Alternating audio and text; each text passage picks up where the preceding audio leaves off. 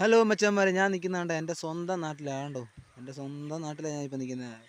വേറെ ഒന്നുമല്ല, ഇപ്പം കണ്ട് ഈ വഴിയായിട്ട് ഇപ്പോൾ കിടന്ന ഭാവമൊക്കെ കണ്ട് പണ്ട് ഇത് ഗ്രൗണ്ടായിരുന്നു. ഇത് ഫുള്ള് പോച്ചപ്പുറമായിരുന്നു. കണ്ട് ഈ വഴിയായിട്ട് കിടക്കുന്ന എല്ലാം പോച്ചപ്പുറവും കാര്യങ്ങളൊക്കെ ആയിരുന്നു.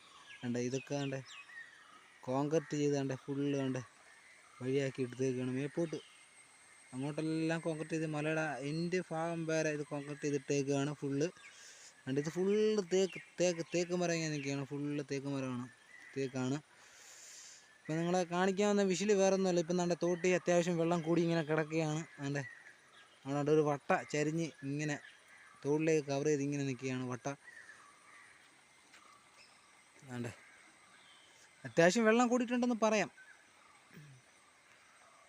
വേണ്ട ഒരു മരമൊക്കെ തിട്ടയൊക്കെ ഇടിഞ്ഞാണ്ട് ഒരു മരം കിടക്കുന്നുണ്ടോ, മൊത്തത്തിൽ ഇടിഞ്ഞ് പോയി, മൊത്തത്തിൽ ഇടിഞ്ഞ് മാറി കിടക്കുകയാണ്. ഉണ്ട് ഇപ്പം വന്നാണ്ട് അവിടെ അത്യാവശ്യം കയമുള്ളൊരു ഭാഗമായിരുന്നു. ഇപ്പം എന്താ അവിടെ ഇപ്പം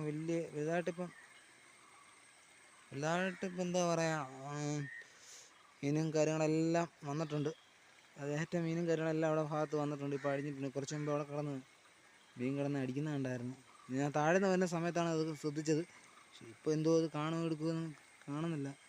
കുറച്ച് കഴിയുമ്പോൾ എന്തെങ്കിലും ചൂണ്ട കൊണ്ടുവന്ന് മീനെ പിടിച്ചേ പറ്റത്തുള്ളൂ. കണ്ടോ, അടുത്ത മഴയ്ക്കുള്ള ചാൻസാണ്.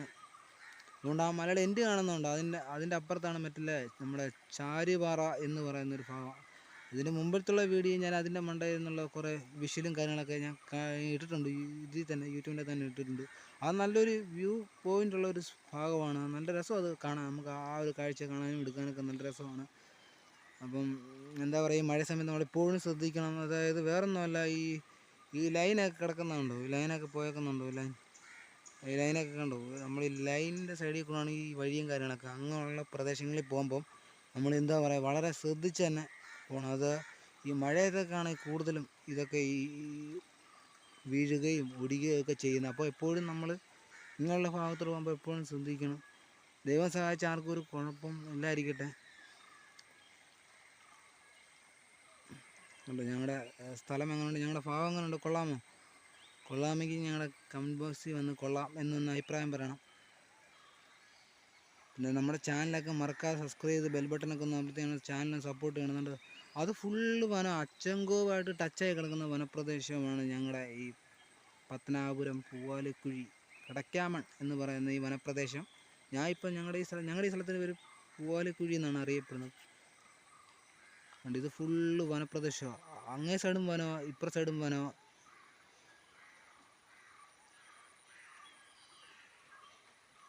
ഉണ്ട് വട്ടയൊക്കെ ഒഴിഞ്ഞുണ്ട്, വെള്ളത്തിൽ കിടക്കുന്നുണ്ട്.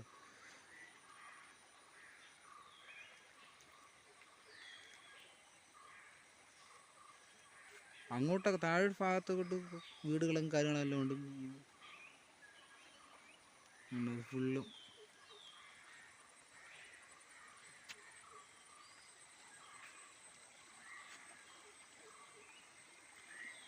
കണ്ടോ. ഞങ്ങളുടെ നാട് എങ്ങനെയുണ്ട്, കണ്ടിട്ട് എങ്ങനെയുണ്ട്.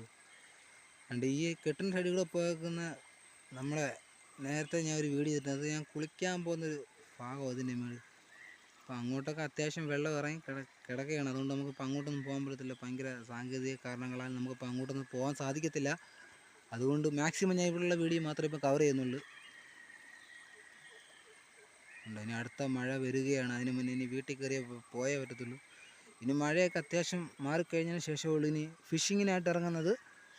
അപ്പോൾ ഓക്കെ മച്ചാന്മാരെ, കണ്ടോ നമ്മുടെ ഭാഗം അത് ഫുള്ളും കണ്ടോ, നമ്മുടെ സൈറ്റാണ്. അപ്പോൾ ഓക്കെ ഓക്കെ ഓക്കെ ബൈ.